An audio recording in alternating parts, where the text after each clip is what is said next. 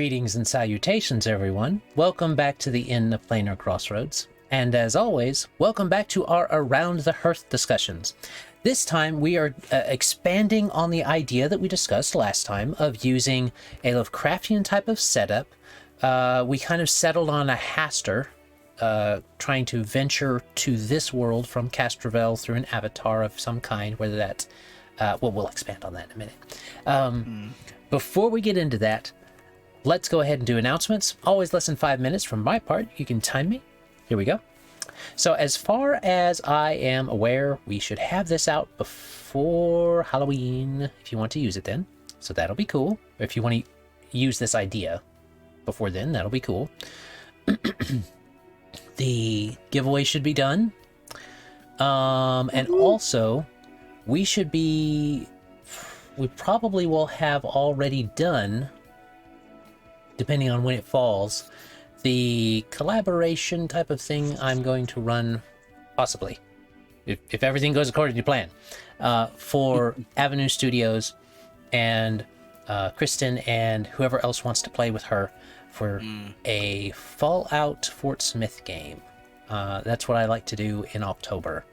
So that's the plan for that. You guys probably already saw that on Avenue Studios channel. And that's all I really have.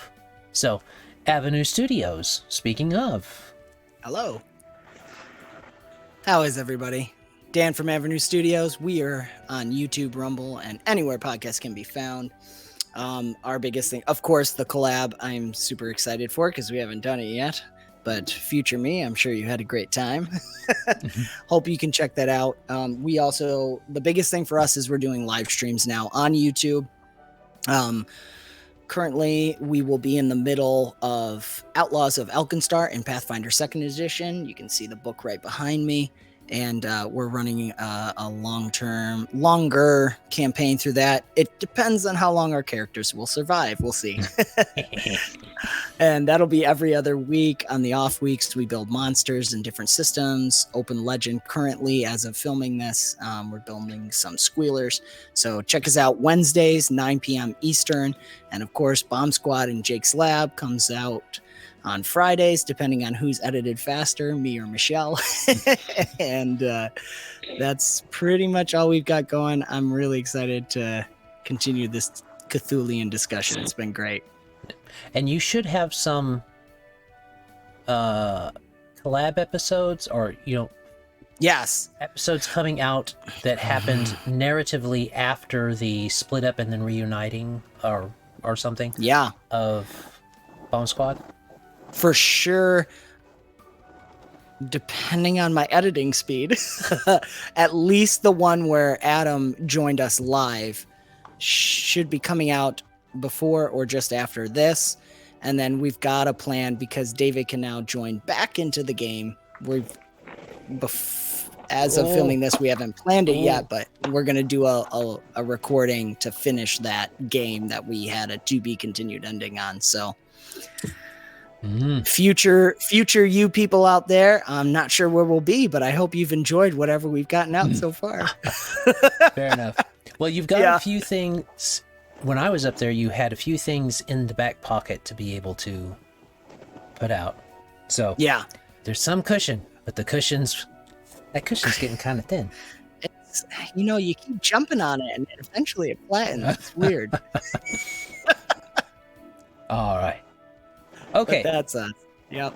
So we are done with the announcements. That means Levi's spotlight is here. Is it the same as last time, Levi? Yes, it is still Kohdok. The video I want to specifically direct people to last time was, are you able to run D&D with only things you found at the dollar store? And this is with a battle map and minis.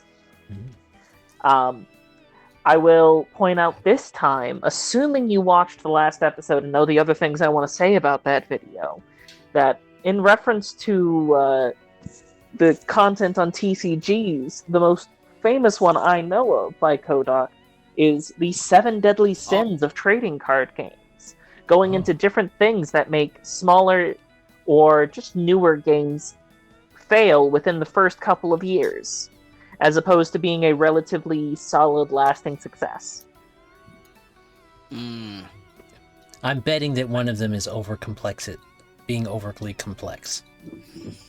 So, I think it's less about the direct complexity, and if I remember correctly, it's about the clarity of the complexity. fair. Because Yu-Gi-Oh! Is still existing and successful. I'm so glad you said that. Well, to be fair, Yu-Gi-Oh! Has is a multimedia thing as well. Yeah, true. So But I just mean that people actually still play the card game. that is fair. There are other things that had a show and a card game. The show kept on, and people are like, "Why would I care about your card game?" I'm telling you, I have a OG. whole rant on Yu-Gi-Oh. OG, Blue Eyes, White Dragon. That's Well, yeah. the Blue stuff Eyes, right there. Oh, you guys Dragon. can't see it. There it is. There we go. I still have some OG Blue Eyes. Yeah, it's doing the whole thing. But Anyway.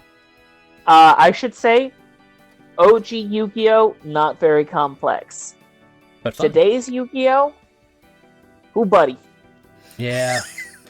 I'm going to do this and this stat part of the phase. It's like magic. It's getting like magic. Oh, it's beyond magic, generally. Yeah. Well, yeah, I guess it'd have to be because magic usually tries to stick to the phases, whereas Yu-Gi-Oh! Will say at this thing before that and the hand traps and stuff like that. And the hardest part is just how many times you have to search your deck and your other little thing, and then you go back and then you loop the same thing, and then you have to watch out how many times you've used the thing. Ooh, that would be a discussion for whoever. If you do TTRPG content, not TTRPG. If you do trading card TCG. game content, then do, and you watch this, post down below a video that you make or you know of being made about how digital Yu-Gi-Oh! Has kept it alive, or any complex thing has kept it alive, because having to do that in person, a lot of people won't do that. A lot of people just would stop playing if it became that complex. Getting back on topic, you guys can find what we just talked about in the tangent we went on in the bloopers, but we're discussing actually the ways to incorporate or ways to present the problem to your players, and we're getting into that discussion now. And then after we kind of present some ways to, after we present to you some ways to present to your players this situation, we'll also be hopefully kind of walking UGMs through some solutions that might came up with, as well as solutions that you can just think of beforehand and have ready. So, all right. So, we discussed last time, just to refresh everybody's memory, a miasma proceeding out from a kind of mansion that insides do not behave appropriately. They're warping and changing into non-Euclidean ways, and as well as the surrounding area as this whatever it is extends outward.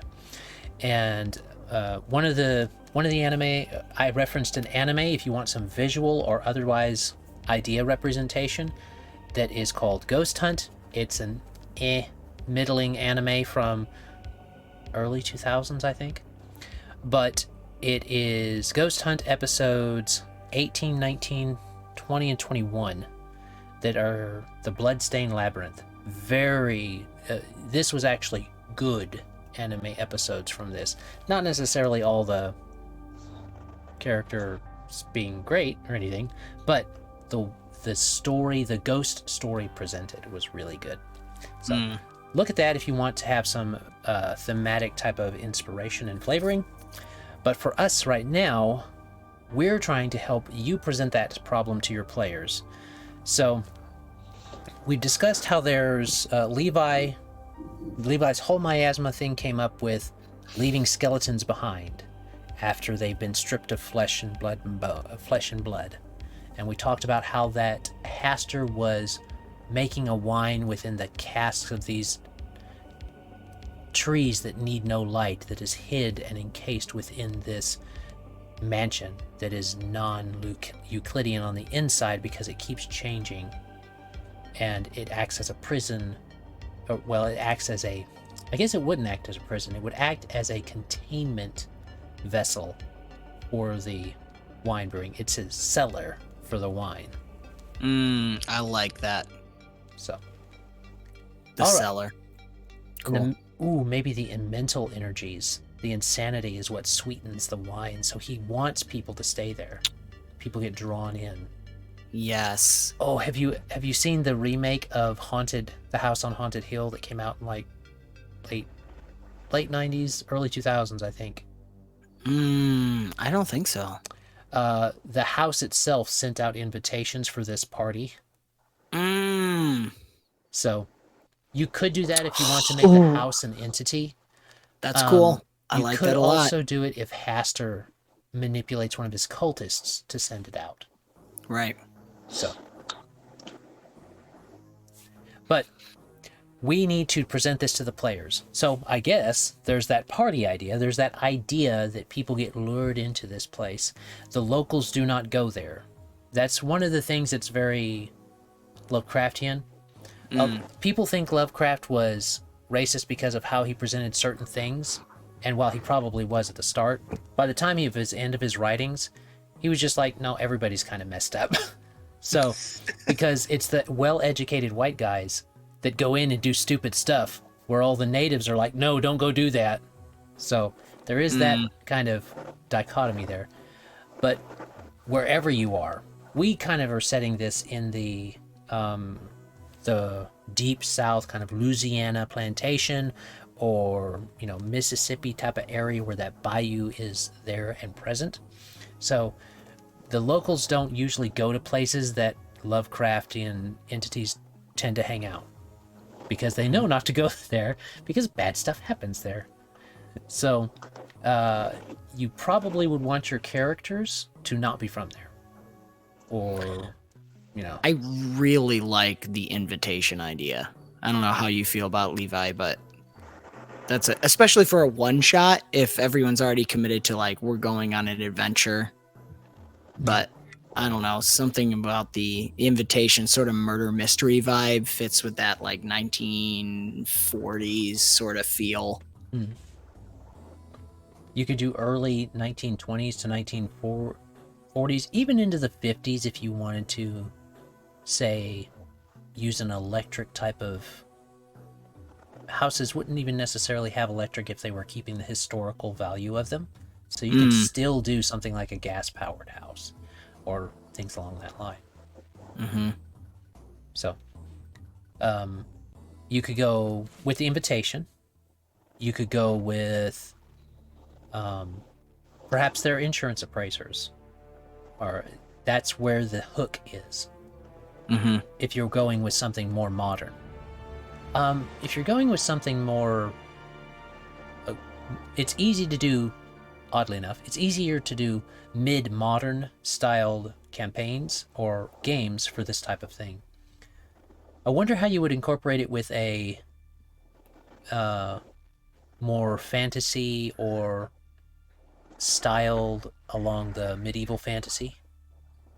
There's the invitation idea. Right. Well, if for fantasy, it could. I'm very attracted to the invitation idea. I mean, it's an invitation to a ball at an old castle or estate of some I guess in that case, the odds are in a fantasy setting that maybe you're not even the ones invited. Oh, interesting. But like the local noble knows that there are some people here who can do some fighting, and they don't know of this castle, but they're remiss not to go to any ball. I'm looking for a guard. Potentially. Yeah. There's also, depending on how you do it, the invitations could be pretty broad. Mm. Or there could just be a thing that, so, like, as the GM, you would know that it was through magic and there were crows or rats or something who brought the invitations to them. Mm. But, like, you wake up in your campsite with, like, letters in all of your bags. Mm-hmm. Yeah. Willy Wonka. Little.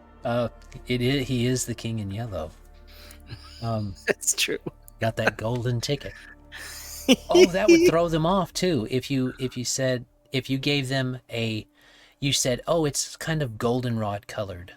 The invitation. And they think golden ticket, king in yellow. Mm-hmm. That's fun. A little meta mind games would be really good. A Cthulhu type of game does benefit from that if you can keep your players on their toes. Because you're already going to be keeping the PCs on their toes. Right. Because the PCs are who live in the world. But your players need to be edgy or on the edge kind of thing. Because that helps sell it for you. But, so we got the invitation idea. I do like that. For the invitation, I do also like if it just shows up. I do like that idea. Because you wouldn't necessarily throw this type of an encounter or this type of problem at a first level party anyway.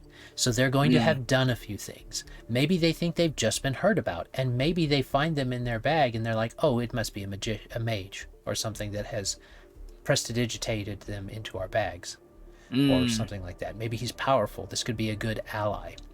Right. So if you're making the house a kind of odd extension of Haster as well, or at least subject to his influence, perhaps they go to a masquerade ball. It's framed that way.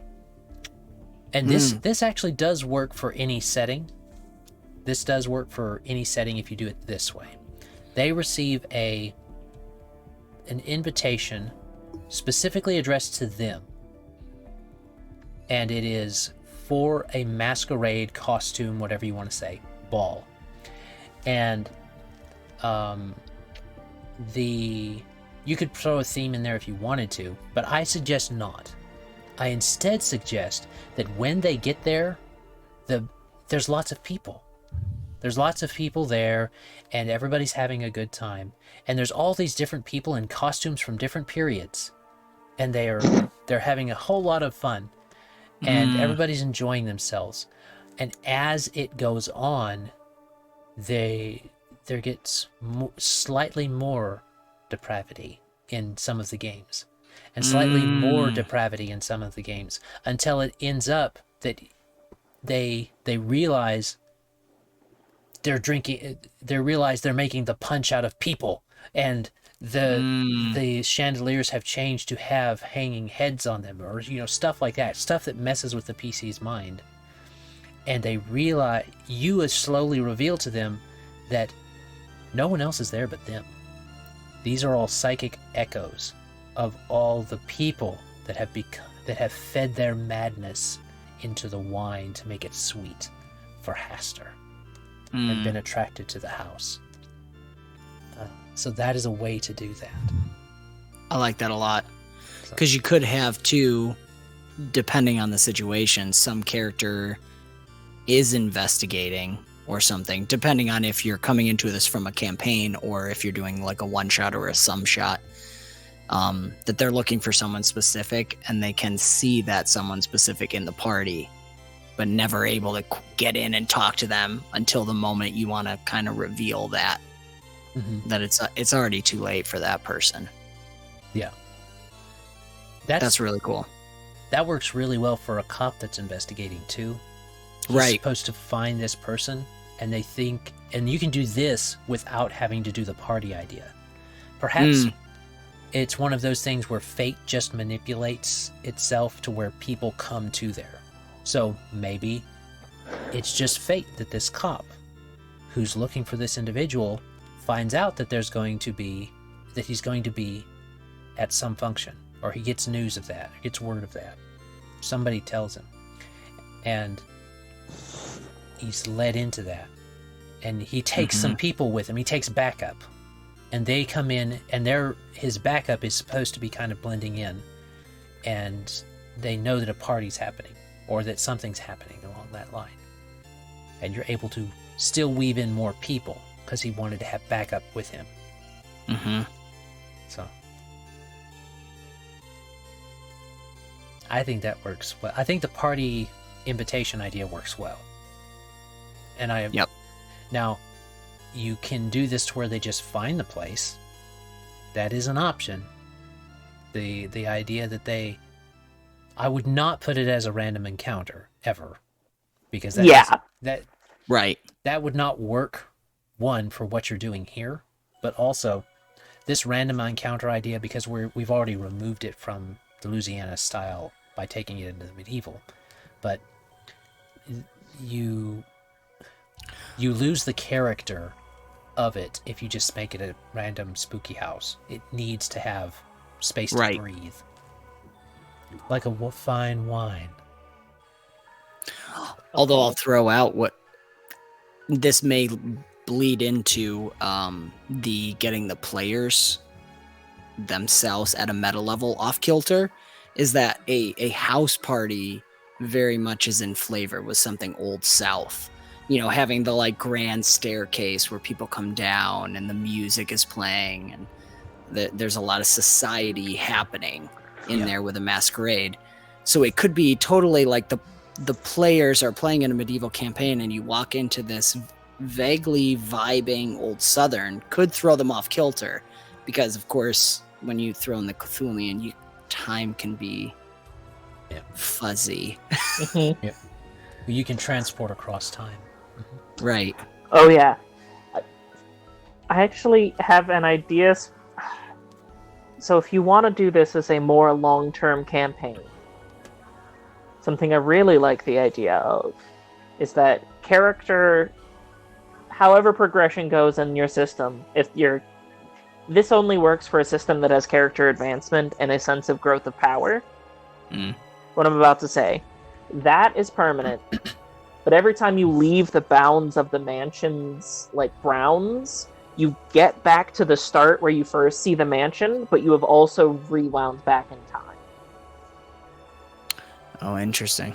So this is very much so Majora's Mask, where I am expecting you to fail many times. Right. That is fun to play with, yeah. That's one of the ways I could imagine this be. You could have this happen to lower level players. If you wanted to... I don't think we need to set too long on this idea, because I think it gets away from the rest of the main points of what we're doing right now. But that was something that had crossed my mind. If you wanted to both have this happen to lower level players and to really dig into this. I do like that idea of, because that could mess with the players too, and that you're like, hey, you guys get to level up, and then you take it away. Oh, I was not imagining taking the level ups away, but fair enough. That would be very meta interesting. Yeah, you rewound time. So you go back into your body, because in the Cthulhu mythos, there's these the elder ones, or elder beings, I forget what it's called. They transfer their consciousness into people and switch places with them consciously. Their consciousness changes places. And so that idea of going backward into a body that you inhabited, a form you inhabited in the past, as a failsafe, is not too far outside of the realm of the Cthulhu mythos. So you have that option, and I think that works real well for, like you guys are saying, especially if you say, okay guys, you're going to be coming into this, you're going to be this level, but by the end you'll probably be a couple levels higher. You mentally prepare them for that, and then you're like, oh, you died? Sorry, y'all died? Well, that's too bad. I guess your eyes open up, and all of a sudden you see this And you have to go back into the exact same description that you started with. Have it written down for yourself. So, especially if you say you're driving, like if you're in the 1920s, you're driving up, or 1930s, and you're driving up through the dark woods of this Mississippi, Louisiana, whichever one you pick, type of antebellum home, and you can't see it just yet, but then a brightness makes you blink real quick, and your eyes flutter, and then you see this wonderful antebellum house, mansion, plantation home before you. And then when they die, you say, well, your eyes flutter, and then before you, you see this beautiful antebellum home as you're driving up through the dark woods. And they're like, what? We just died. What are you talking about? Mm-hmm. So. Yep. That could play with it meta-wise. That's really good for like a sum shot where they have the ability to go back and forward. And then when they're playing, let them they keep their consciousness, their meta knowledge. The PCs keep their meta knowledge as well as the players. Right. But their levels are gone, or their levels are back to what they started at. Yeah. Like, if you're going to do this, I'm going to recommend having them have, like, a good couple different character sheets with the leveled up versions of themselves already existing on a second sheet. Yeah. Mm-hmm. That's one of the reasons. That way, mid-session, you just shift to the next. Oh, here's you leveled up. Yeah. That's one of the reasons it works better for, like, a sum shot where you, the GM, can have the leveled up. Oh, with pre-gens. Yeah, like you say, we're gonna play this time, guys, and you have the pre-gens ready. That could. And then something happens, and you hand them another sheet, and it's like they're like, "What's this? Oh, you leveled up. Okay." You could also play with those elder beings of Yig again, not Yig. The elder beings. I don't remember their name. They live down in the. They're the creatures from the Mountains of Madness. They're the beings from elder beings that lived in Antarctica while it was still tropical in that at the early portion of Earth. Anyway, that's information that's stored in my head somewhere. This transference of body of consciousness. You could play with that and say that they are kind of what Dan was going with as far as introducing this to your players.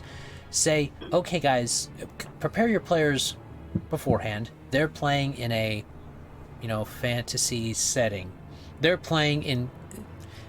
All of Bomb Squad goes to sleep, and you say, okay, guys, Bomb Squad's gone to sleep. You guys are going to rest. We're going to play something a little different next time. Don't worry. It'll all be in the same system. You guys will be familiar. But we're going to play something.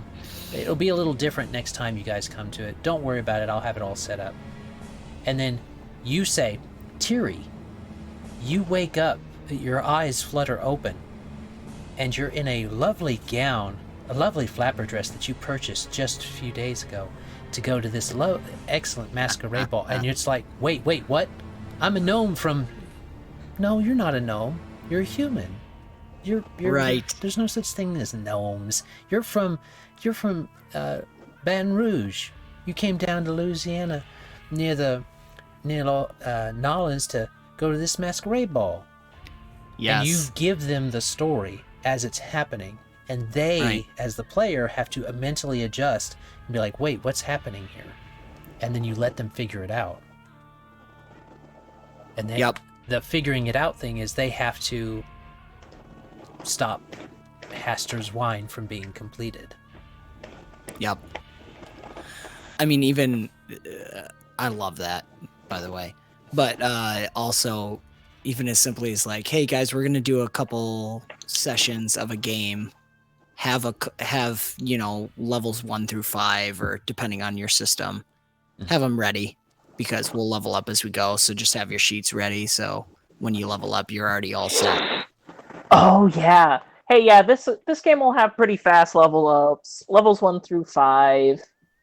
Yeah, just for time's sake, you know, because you got to start messing with them as soon as you start texting everybody to play the game. Like, I think in that case, I would make a lot of fights pretty deadly, but every fight they survive is a level up.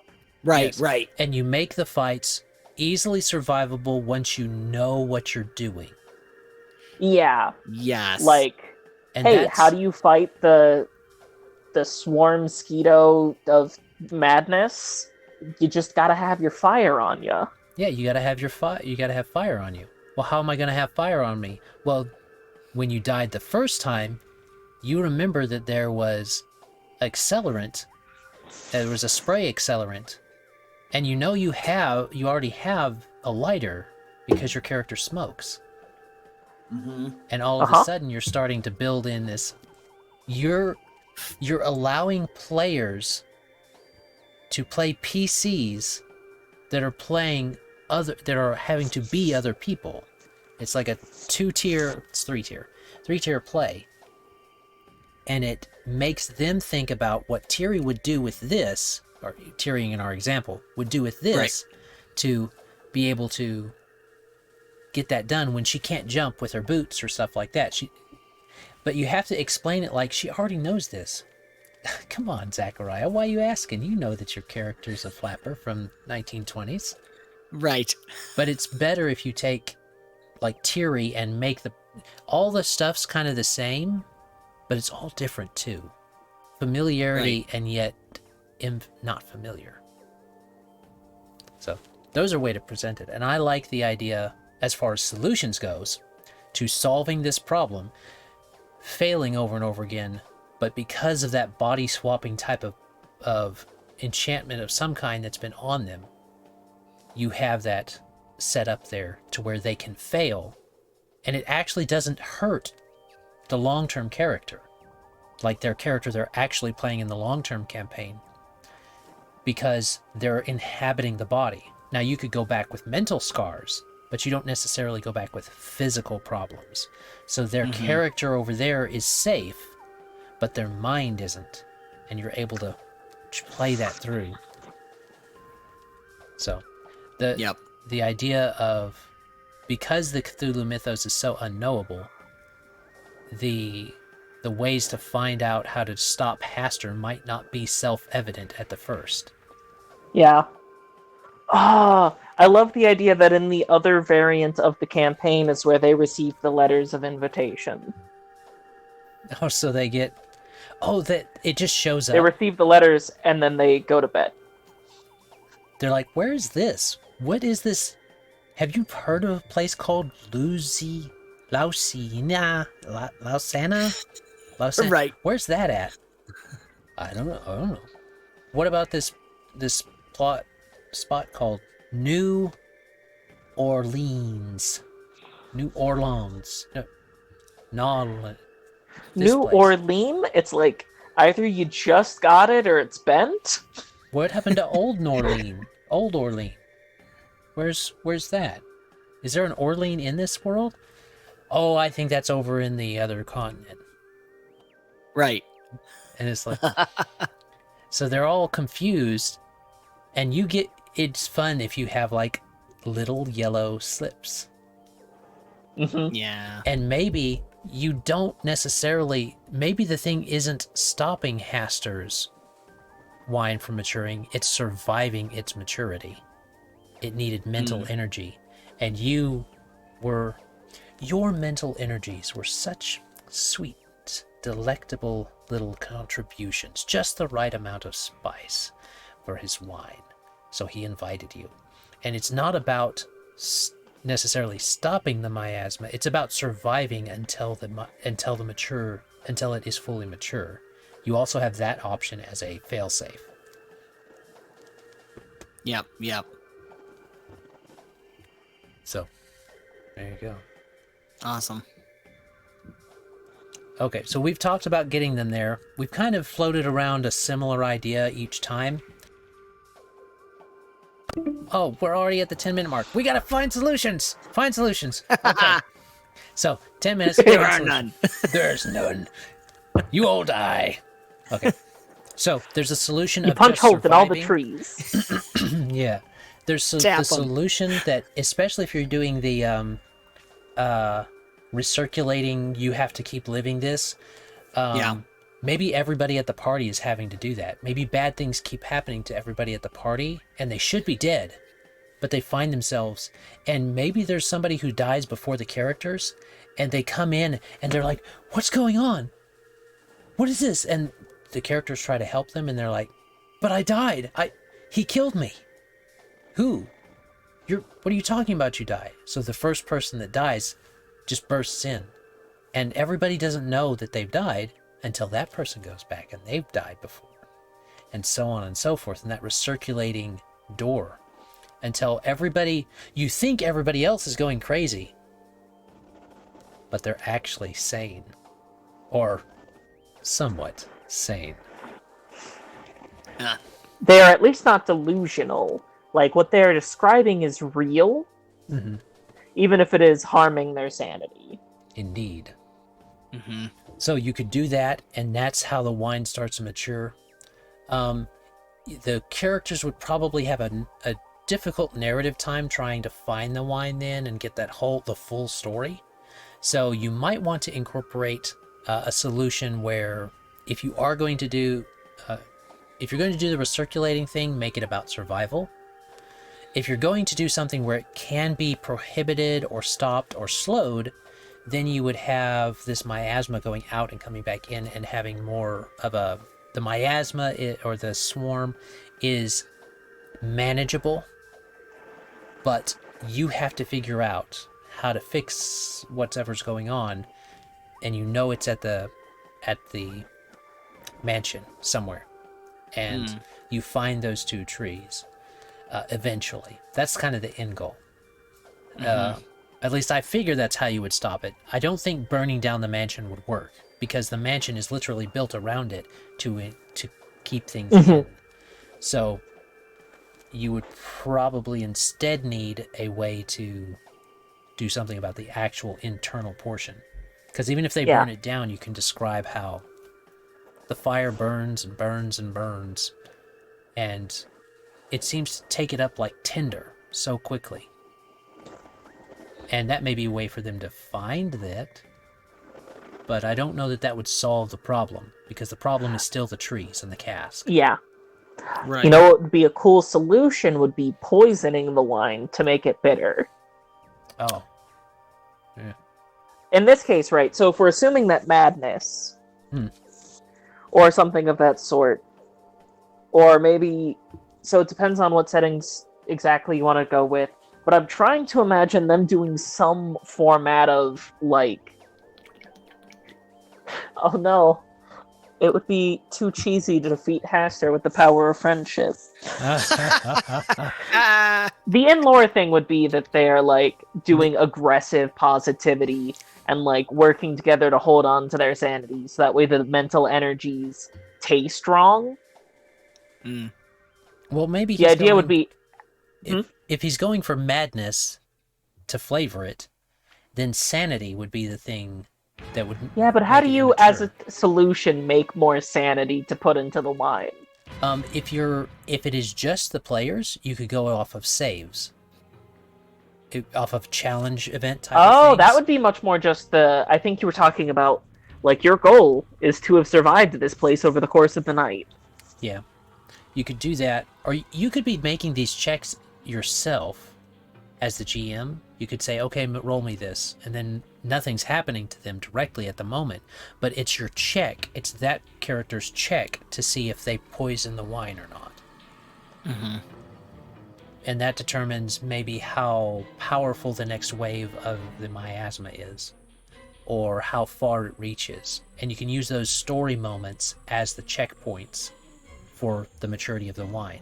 And if they if they make the checks all through the night, then the wine does not mature, and the miasma seems to retreat and goes away, because the star is no longer bright anymore. Castrovel is not bright in the sky. Polaris is in the wrong place now. And so the wine, he will not come, because he won't reach down to Earth. So it might be you are trying to survive the night, but you're managing the miasma as well. So there is something to fight Okay. if you want more. Oh, like they're combat. maintaining the miasma there so it can't try and feast out of any other mines. Right. So it's kind of a self-sacrifice type of setup, too. They're putting themselves in the way to protect the surrounding area. I'll throw out another option slightly on the opposite end. Tell me, it feels a little more Cthulhian darker. I like that idea, though. I just wanted to give like a polar opposite of if it survived the night, you have, and I'm going off of the house party idea, you have the certain events that happen. And going through it, unless they can, as they fail each task, they have to die to learn how to succeed at the next task. And so they finally succeed at all the tasks because they've died this many times and figured out all the riddles you've set up ahead of time. And they get to the end, and they've actually, by getting to the end, they've successfully prepared the wine, and now the power can sip of it and drink and says thank you. I've tasted of your madness and I'm satisfied, or something like that. And that's actually the end, where you've actually given the evil power exactly What it wanted. wants. And that's the only way you can very get out of Cthulhu. it. Yeah. So it leaves the players a little unsatisfied, which I kind of it's both are good. True. You heard it here first. Dan likes to leave his players unsatisfied. Unsatisfied of this, like, wait, we did everything, and it's like, yes, Well done. You did. Good job. Well done. and you could play that either way. You could be heroic in that they. Oh no, I mean that. Well done. I, as a GM, wanted you to be the villains of this story on accident. Right. Good job. But just as you guys were talking about, I was thinking about that would be a really cool way to take it to a meta level with the players, where they're like, they've worked so hard and they figured out all the riddles to get to the end of the ceremony, the end of the party, and we've reached the final moment where we're at those trees that are brewing it, and here we are, and it tastes so sweet. Yes. But we did it. Ooh, The if you're wines- going for that, Yeah. there should definitely be some secret clues they can find. So that way their only option is to just, like, they have to decide, are you going to try and eventually solve this, or are you going to just give up and let yourself to the decades and the centuries of this one night? Over and over. So they get to either decide, like, we will do the narratively ending, but personally unsatisfying, or we will just narrate that there is this trap for someone else to eventually fall in and complete the ritual. Maybe. I think I'd make that hard to solve. I think I'd make that hard to find, but I would feel, as a GM, I'd be like, oh, but if they couldn't have found it. Though if Yeah. it's a one-shot, especially, Right. having it just end as just be like, yeah, great job, guys. You ended the world. It was cool. Well, the beauty of Haster and the theme we've set up with the wine is that it doesn't even have to end the world. That's true. It's just harming everybody that's But as there. a one-shot, it's nice to say, hey, you guys solved all my puzzles. Thanks for ending the world. Yes, I have That is feasted. pretty cool. I have tasted. Now I have of the wine of your souls tasted. And it is wonderful. I truly appreciate it. You tasted excellent. On to the next world. I love that. And There's no point in maintaining this world anymore, letting it live. It's fulfilled its purpose. Yeah. You have fulfilled its purpose, and now it can end. And he's gone till the next. Oh, call's about to end. He's gone to the next world to drink of that wine or consume of that. So there's Yeah. that option. I think if you're going to do that, if you are going to do that whole repeating thing where it can trap them, you could still do it with the invitations. But if you do, you're going to have to do it. It keeps them. It keeps them alive, and maybe this is a recurring nightmare they have. So that's my option. We didn't get to say goodbye. All right, guys. I have to say goodbye by myself. Support the Interplanar Crossroads or Avenue Studios on Patreon, Patreon, Locals, and then me on Subscribestar if you want to. That's an options for all of us. So Patreon or Locals for both. That's what I've got. As always, have a great day. God bless and enjoy. Bye.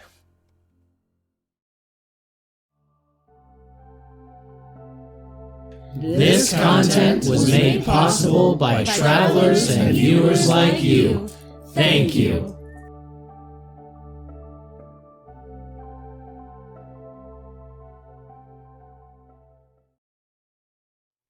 A lot of people just would stop playing if it became that complex. But because you've got a digital option to play, people are actually playing it more.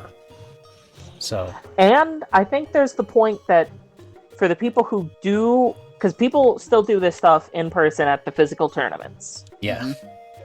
But right? if you're going to a physical tournament, you're playing. Yeah. Well, but there's also the point that you get to, I don't know what terms they use in Yu-Gi-Oh, but in Magic they call this gold fishing, where you play the deck without playing against someone else just to work through all of your lines and know your deck. So, like, online is a great place to quickly and easily go through and just know all of the cards you're looking for. Yeah. Know the heart of the cards, man. Yeah. The heart of the cards is actually RNGesus. A little bit, but, like, modern Yu-Gi-Oh, it's like, hey, as long as I get one of the things, I'm just going to be rifling through my deck my whole turn. Yeah. I got this picture of the Jesus who has his hand up, and he's got the bleeding heart Jesus, but instead of the heart, it's the card, and he's got it there pierced. And it's just like it's the heart of the card, RNGesus. Oh, if you wanted aesthetically, it could be Have you seen like the cards sticking out of like foam boards when people who are really good at throwing cards throw it? That's what's sticking into the heart. Oh. Yeah. It's a Yu-Gi-Oh card straight through the heart. Yeah. Shot through the heart. Oh, there we go. Yu-Gi-Oh! Oh, yeah, it just right in the heart. Yes. Yu-Gi-Oh! My heart. Okay. Really funny Open Legends character build. You throw Yu-Gi-Oh cards that also then summon the monsters after they stab the people. Wait. What if you have to do that to actually summon the monster? You need sacrifices. Self-limitation. There you go. So you have to have a sacrifice. So you throw it, you're the big bad evil guy, and you throw the card and it sticks. And then that person morphs and flesh warps into the creature. And they don't get to come back. They're dead. Oh, that's interesting. Build for a future video. This is going in bloopers. There's so much bloopers. You should be good on bloopers for a while. This one's going to be good for bloopers. This whole thing right here. Okay. Yep. Getting back on topic, you guys can find what we just talked about in the tangent we went on in the bloopers.